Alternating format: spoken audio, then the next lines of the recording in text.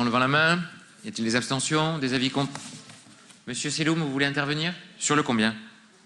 Sur le 18, allez-y.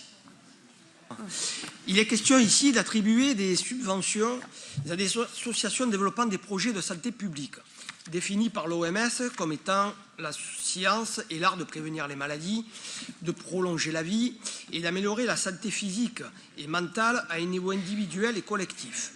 Une définition qui conviendrait à bon nombre d'associations citées dans ce rapport, dont on peut en citer quelques-unes.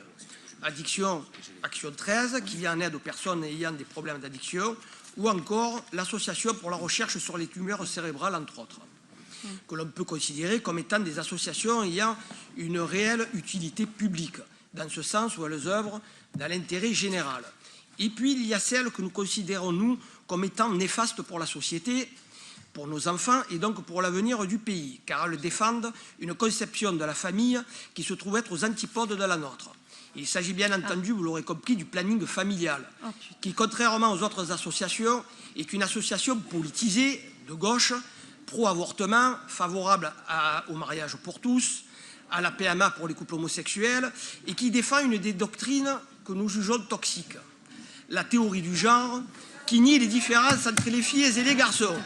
Cette association subventionnée par nos impôts, qui intervient dans nos écoles auprès d'élèves mineurs, n'aura pas hésité, il faut le rappeler, l'été dernier, à mener une campagne nationale de communication pour le moins troublant en diffusant une affiche montrant un homme trans enceint pour, nous dit-on, sensibiliser, mais c'est le rapport, c'est pas sur le rapport, il est question du planning familial dans ce rapport, puisqu'il est question de subvention des associations dans le planning familial, rapport, je le rappelle.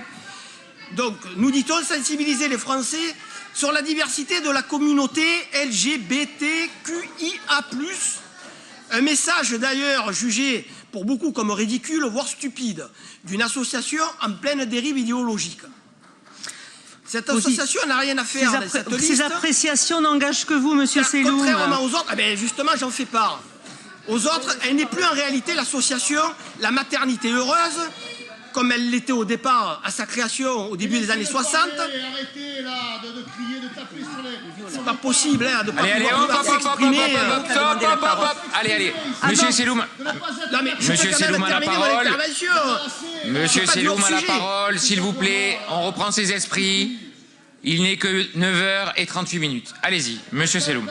Merci, monsieur le maire. Bon, je vous en prie. Donc, et vous exprimez-vous correctement. Allez. Qu'elle n'était plus en réalité l'association qu'elle était au départ, à sa création, à la fin des années 50 et au début des années 60, mais un véritable mouvement militant qui s'est éloigné de ses objectifs, dont une de ses orientations était d'améliorer les conditions de la maternité et de la naissance.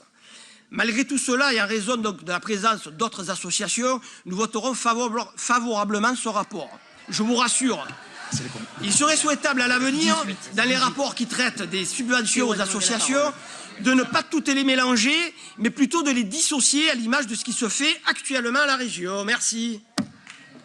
Avant de vous quitter, monsieur Seloum, je vais juste vous signaler à l'Assemblée que le 29 novembre, c'est l'anniversaire de la loi Veil, une loi qui a voté l'interruption volontaire et gratuite, et qu'à cette occasion-là, je ferai une manifestation pour informer tout le monde. Voilà. Et je dois vous quitter. Allez.